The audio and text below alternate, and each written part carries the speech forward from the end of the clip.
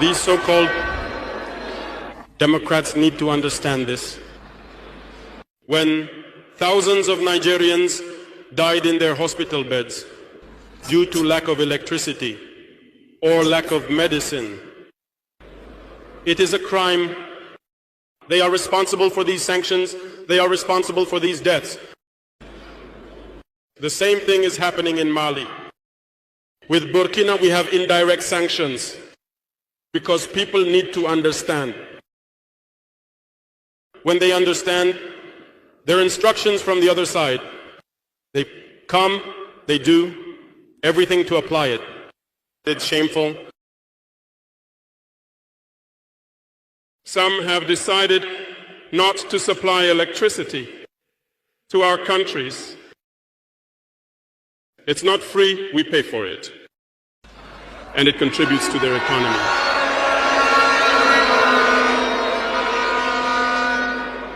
They tried to make Mali suffer.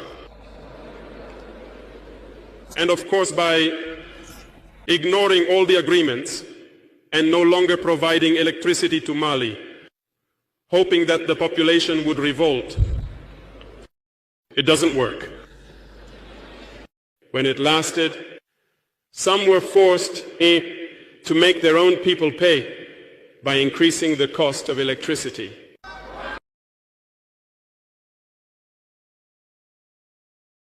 It will increase again.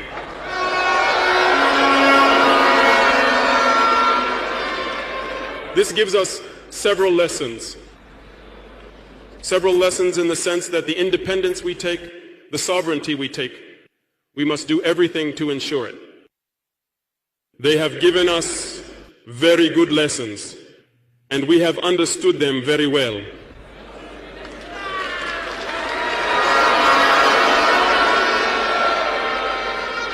Some have closed their ports, which actually goes against all international texts, because you cannot close ports to a landlocked country. They did it. They violated the text. The international community said nothing. No one spoke in ECOWAS. But in the ports, we do not transit our goods for free. We pay.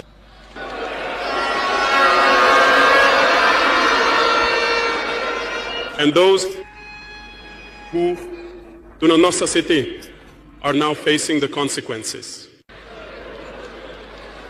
And I think it's a lesson for them too, that they should not always follow their master's orders.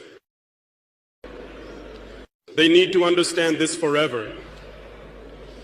ECOWAS has never issued a statement to congratulate a victory of our armies.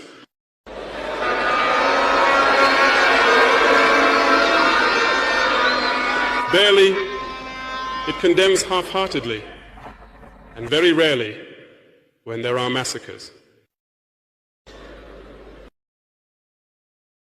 Where is this ECOWAS of the people? In short, we cannot list all the harm that has been done to our people, but we have decided with full awareness to withdraw and focus on our common organization, which is the AESC.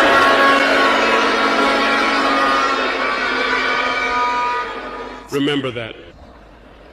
There is no fear, because in exploring and getting to work, we noticed one thing. Recently, some have decided to ban the export of certain food products to Burkina Faso. Very well. They have set a duration. We will ensure that at the end of this duration... Yes, good morning, good afternoon, good evening. Depending on whatever you are watching us from. If another edition of Politics on the Street, you can subscribe to our new channel. Please like our video, share, comment for more political discourse. Mazi,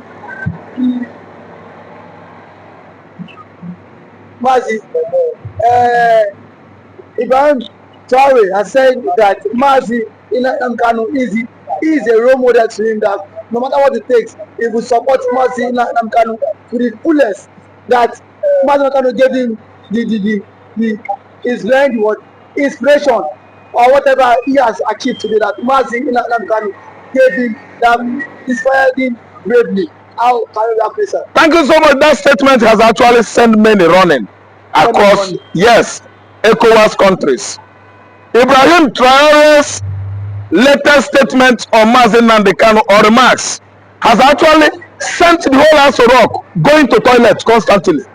Tinubu had what Ibrahim Traore said about Mazi Nnamdikanu. Tinubu stood up. He was going to toilet for how many days now? Profusely, that is endlessly. Going to toilets. Bayon Onoga, toilets. Bajabia Miller, toilets. Vice President, he ran away. Chatima absconded from Asherok. Why? Because Traore Ibrahim, the current youngest president in the world, in African continent, he has brought a great change that has taken the entire African country by storm. He actually stated, necessitated that Mazi Nnamdikanu was his what? Mentor. Mazi Nnamdikanu inspired him into doing what he's doing across Africa. Ibrahim Traore is the wind, a very sweet wind, political one that is sweeping across the Sahel country. Very sweet. Yes, swift wind. He's sweeping the entire Burkina Faso, and that wasn't enough. Entire continent of Africa. Sweet wind is that young boy, 36 years old, and because he has embraced Mazi Nnamdikanu's ideology, Tinubu become what? Restless. Bayon Onoga went to UK the other day. He was going to toilets at Heathrow Airport, toilets, because Ibrahim Traore has vowed that he's going to work with Mazi Nnamdikanu. Emancipation of Biafra, Kwanu, Igbo. Emancipation of Biafra, Igbo now, Kwanu. Biafra is coming because it's not only Igbo man that is going to support Biafra, but the whole Francophone. But Mazi, don't you think that is the reason why the attack is coming here and there? The attack is coming from the first president, and then Putin is joining closer. And he said something that he said something about imperialism. British imperialism, French imperialism, Spanish imperialism, Western Europe, they are the imperialists that colonized Africa and left Africa 1957, 1960, 61. All the whole independent again country in Africa actually had their independence from the imperialists. Imperialistic Britain, imperialist Britain, socialist Britain, they are the one that colonized us here. They colonized us. And the problem we're having today is the same problem Burkina Faso was having before. Before Ibrahim Traore, the small boy, actually pursued those idiotic, greedy politicians in Burkina Faso. And they become, Burkina Faso today, become a country ruled and controlled by the juntas. Don't you know that we are Nigerians and we are living like animals? Haven't you seen a policeman in civilian uniform that came and testified at news stand today that Tinubu is the best president ever he has seen? That Tinubu has done wonderfully well. Is that an opinion? That is not an opinion. That is an animalistic opinion. Opinion that is made for the devil. Opinion that is made for people that are myopic. Yes, I'm saying it. How could you tell us that we are having the most educated president in the world? Who? Where is his certificate? Do you know his certificate? Has he come along with certificate? When he went to Chattingham for interview, did Tinubu talk? Does he know economy? Someone from nowhere, because as a result of tribal antagonism and ethnic sentiment, was talking trash at the newsstand today, exonerating Tinubu simply because he's a Yoruba man. But let me tell you, this country is blind as a result of tribal ethnic antagonism. And with that, I don't see Nigeria moving forward in the next 100 years. But Mazi, do you think that is why the international leaders are calling for the head of Ibrahim Traore? Because they know this thing is likely to spread across the African continent. And that is why the whites are saying no, democracy must stand. Thank you so much. No democracy in Africa. No democracy in Africa. Yes, and actually the democracy established by Karl Marx, Socrates, and all those great political ideologies in Europe has actually eluded Africa. Do you know what happened? After the colonization, that is the colonization of Africa, I mean after independence of all the African countries. The Western Europe, our imperialists, our colonial masters, they went to Europe, hide at the back door, present all the greedy politicians, they remote the politicians at the back door, stealing our natural resources and turning their back on the country, nations, African nations. Kenya is suffering. Kenya is under Britain. Nigeria is suffering. Yes, Nigeria is suffering. Nigeria is under Britain. France is in control of Senegal, and Senegal actually, got themselves recently in Dakar when a young man of, I think, 41 or 42 actually won election, and they began to do what Traore is doing today. Something was happening to Mali. Until Mali, they got themselves, and today they turned their back on French. The French was in charge of Mali before. That's why Mali was as dry as desert. But you can see the junta over there. Mali economy is coming up. Then again, that was why when Traore and the Niger junta were, at its most in 2023, Tinubu went to the meeting of ECOWAS. He called the whole ECOWAS countries that they cannot withstand all this. Before you know it, they were planning of removal of the junta, Nigerian junta. And the man actually stood on his feet, challenging Nigeria that Nigeria is just like small cat, little rat. What happened? They frightened Nigeria and all our military.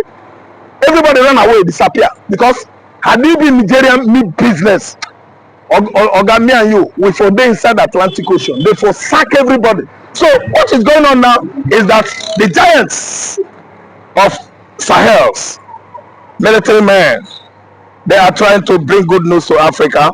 And not only good news, I am in support of Ibrahim Traore ideology and movement. Young military officers like Thomas Sankara of 1987. This is Ibrahim Traore, a 6-year-old bright military officer, young boy from 2022 till date. Burkina Faso has changed. But for persons are of the view that when Taore has taken the country 100 years backward. Oh my God, no. No, they are the enemy of progress. Those are the people that are playing down the good work of Ibrahim Traore. Ibrahim Traore has brought such agricultural revolution in Burkina Faso that has no equal on the African continent. See, what is happening in Burkina Faso is exactly likened to what is happening in Israel today. Agricultural revolution. See, irrigation of agriculture, most modern agricultural equipment. The Burkina junta has provided everything for the youth of that country. Haven't you heard in the recent time when Saudi Arabia was about building 1,000 mosques in Burkina Faso? Ibrahim Traore told Saudi Arabia that we didn't need it. What we actually needed is schools, hospitals, infrastructural development. Bring it to Burkina Faso. We don't need mosque. Arab in recent time, use religious ideology to cage the Africans and brought their mentality. Yes, backward. That's why Nigerian North, every inhabitant of Nigerian North are behaving like pigs. Because of what? Religious what? Sentiment. Religious what? Bigotry. Religious what? Blindness. Religious what? Backward. Religious what? Antagonism. That's why they are holding the North, and the North has become a slave, to the Arabs today. You see the northern Nigeria we are talking about, they have destroyed Nigeria. Due to what? Islam. Burkina Faso rejected it. He said, no, mosque can never give us food. We want to become a production country. That's why you see, they embark on agricultural irrigation or revolution. And Burkina Faso is no longer a consumption country. They are now a production country. Okay, Mazi, we say very thank you to you. Thank you for always coming out. You are welcome. Yeah, it's a wonderful edition of Politics on the Street today. Today, it's no news that Dr. Ngozi Orabueze is set to commission the first Biafra Washington Embassy. Some persons are of the view that what has Dr. Ngozi Orabueze done to the history and to the struggle. Now she's bringing what she has done, that Donald Trump is set to commission this embassy. And then we've seen some persons come out to say that that embassy is just a jamboree. Such thing will never come into reality. Such thing will never come into existence. But the truth of the matter is that these people, are they not tired of the Fulani killings, mines in Nigeria? Are they not tired? Just of recent, some days ago, the Fulani invaded Plateau State and killed over 16 people. Plateau State is now a mine zone whereby the Fulani can easily perpetrate their acts. And now nobody, even the government, is not coming out to condemn this killing. We don't know if the government indirectly or directly, they are the ones sponsoring this killing.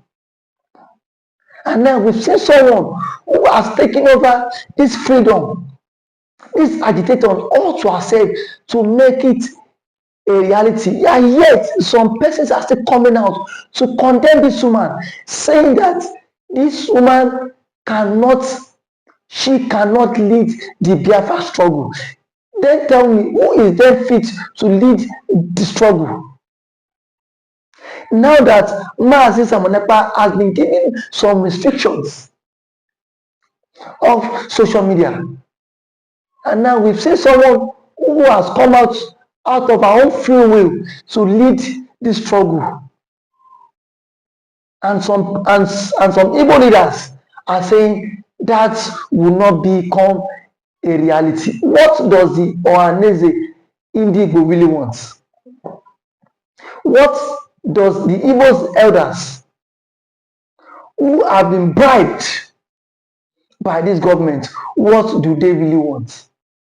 They want everybody in the entire race to be wiped out so that nobody can come out and speak about the illegal mines in the southeast, where we've seen some identified persons being killed on a daily basis.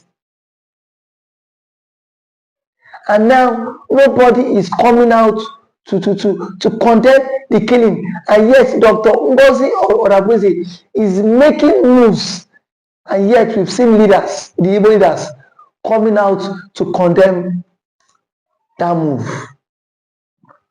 The truth of the matter is, the enemy of a man is within his household. And we've seen that those who are against the Biafra struggles are not even outsiders. They are mostly people, even from the Igbo race. When Dr. Ngozi Odabueze announced that they are set to commission the Washington DC Biafran embassy, and that it will be done by the US President Donald J. Trump. We've seen Bianca Ojukwu tweets saying it is a lie from the pit of hell. Why don't you wait until that becomes a reality? Why can't you wait until it becomes a reality? The same people that was being used to kidnap Mazi Nnamdi all the way from Kenya, the same people that was being used to orchestrate the illegal arrest of Mazi Samonekpa. And now we've seen a woman championing this case, this cause for referendum. And those who were supposed to champion this cause for referendum have even sold out in the freedom. They've sold out. What is it? Indigo have sold out. Southeastern governors have sold out, despite the killings in their domain, despite what is happening in their domain. Nobody is coming out to confront the government and tell them enough is enough. What we have today is people who are only after their own tummy, their own stomach. Is this how Mazi Nnamdikanu stood for the Biafra cause? Mazi Kanu stood for it with his life, despite the pains that man is going through today. The man has not renounced the struggle for Biafra. The man has not renounced the struggle for the agitation. But yet, we have some elders who claim they are evil elders. They are neither there or there. All what they do is today, Biafra in the morning, and then they would agitate for Biafra in the morning, and at night they are having meetings with those in the presidency just to scuttle the struggle. I am saying it here that nobody born of human can scuttle the struggle, because already the Biafra struggle is an ideology that can never be wiped out. It's an ideology starting from the days of Odumegu Ojukwu until date. It is still waxing stronger. Or those people who are saying Biafra is dead, who are saying Biafra is dead, are they not tired of slavery? Are they not tired of the Fulani pines? Benue State has now become a death trap for people. Plateau State now, so many atrocities that these Fulani people have committed, and the Igbo leaders cannot come out and express their own grievances to it, cannot come out and condemn all this. Rather, we've seen them taking sides.